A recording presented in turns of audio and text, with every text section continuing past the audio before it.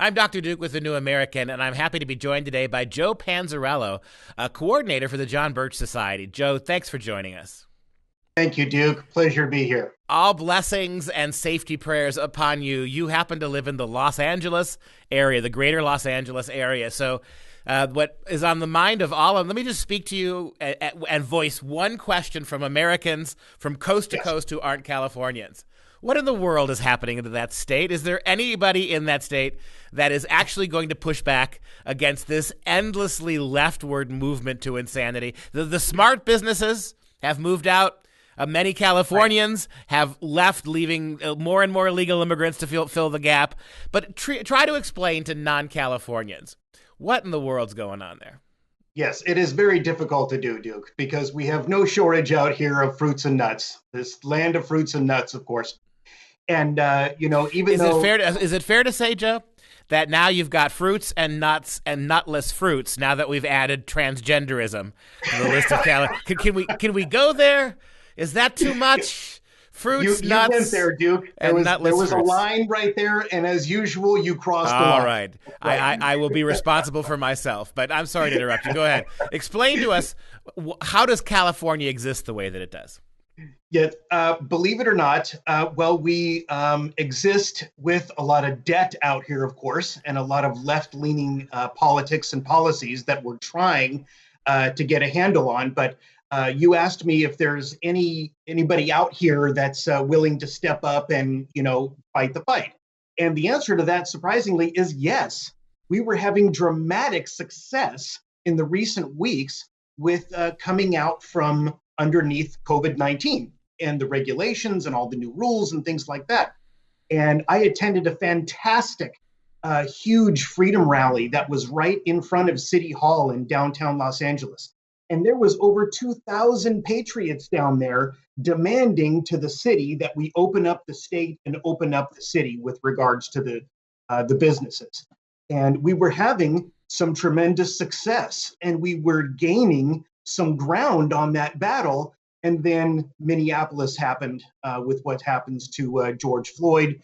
And then that was it. All of the media focused on all of the riots and the protests that ensued thereafter. And all of our efforts to fight COVID, unfortunately, fell by the wayside. Well, I mean, it's odd, isn't it? I mean, odd in the sense that we get George Floyd, and a lot of Californians were begging the state to open up. No, no, no, no, no. And then all of a sudden, Floyd hits, and the state's open, but for protesting, right? So many places in the country have tried to square that circle. So a recalcitrant city government decided, no, you're not going to be able to go to church. You're not going to be able to do all this stuff. We're going to hang on to this. George Floyd hits, and boom, people in the streets. What kind of response to the hypocrisy of that do you see in California? I see a lot of it. I talk to a lot of people each and every day, and they seem to have a really good handle on what's going on and a good bead with what's going on. They're not buying these stories that are coming from the media. They're not accepting these lockdown situations and the mandatory wearing of the masks that's being handed down by the governor. And, everybody's really sick and tired of seeing tyranny in the flesh. And the infringement on their liberties and freedoms. They're really tired of it. Talk about the state of Black Lives Matter in your California. What do you see? Is it as vibrant as it was and as violent as it was just a month or two ago, or is this starting to ebb down a little bit? It's weird, Duke. It comes in stages. This agenda that we're seeing play out. It comes in different phases. Yes, the rioting, of course, has subsided, but now they've moved on to the next phase, which is the defunding of the police. So the Black Lives Matter movement out here, I actually witnessed one of the co-founders of Black Lives Matter. She's the Los Angeles chapter leader, apparently. Her name is Melinda Abdullah. And I saw her being interviewed on a local TV channel out here, KTLA. And when she was posed the question about, are these regulations and these proposals coming from the city, are they enough to satisfy Black Lives Matter? And Melinda said, absolutely not. And she actually said the words, Duke, when we say defund the police, we mean defund the police. So that tells me that nothing is going to be good enough for them. And they have the long-term plan of actually defunding the Los Angeles Police Department, rerouting part of that budget, and taking at least 50% of the cops off the streets. Here's the bigger question. Sure. It seems to me that state governments and local politicians, particularly Democrat politicians, all across the country are terrified of Black Lives Matter, because standing right behind Black Lives Matter is both the radical aspect of Black Lives Matter, the socialist. We know that two of the founding women of that organization are avowed Marxist, who talk much more about dismantling American freedom than they do about black equality. And then behind them stands George Soros-funded Antifa and all sorts of trouble there. So you've got a particularly clueless mayor in Mayor Garcetti, somebody who, from the moment he became mayor of that city, has said the most extremist possible liberal things, and yet will talk out of both sides of his mouth. On the one hand, all these liberal initiatives. On the other hand, wah, wah, wah, we're not getting enough money from Washington. Talk to me about the deficits, the lack of funding, and the brokenness of your state. Because I hear contradictory things. On the one hand, I keep hearing California's the breadbasket of America. If it weren't for us, the rest of you would all starve to death. On the other hand, we hear California politicians rightly pointing out that we don't have money. We don't have the money to implement any of this stuff. Right. What's the truth?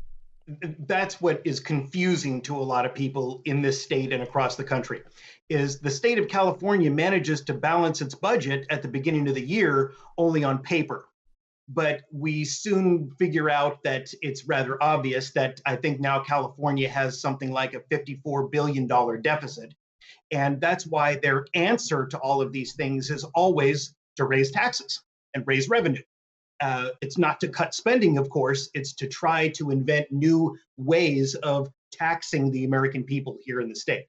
So that's partially what's behind keeping COVID-19 alive and thriving in the state, is that Gavin Newsom can petition Nancy Pelosi and Congress for some sort of a bailout measure for the state.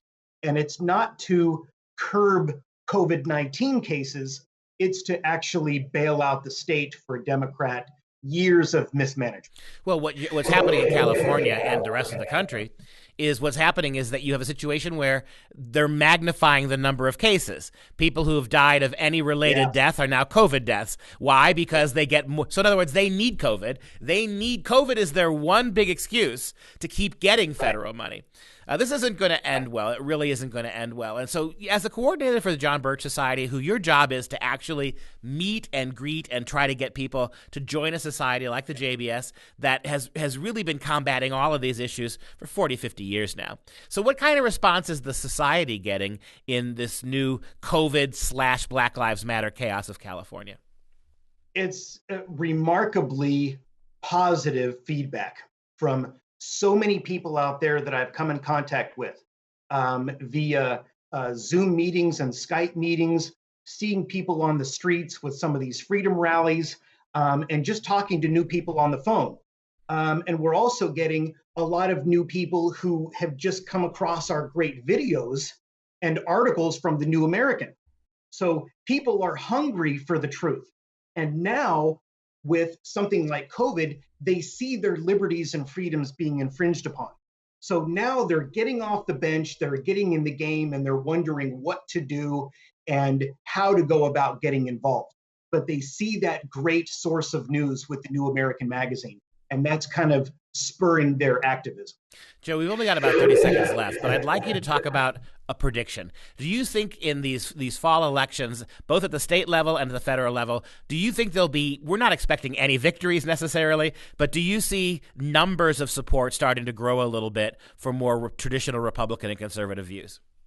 Absolutely. When you see the rise of tyranny, Duke, and the rise of oppression and the infringement of our freedoms and liberties, you also see that rise of patriotism and conservatism to meet that challenge. So I'm very excited and optimistic about the rest of the year. Joe Panzarello, The New American, and JBS. Thanks for being with us today.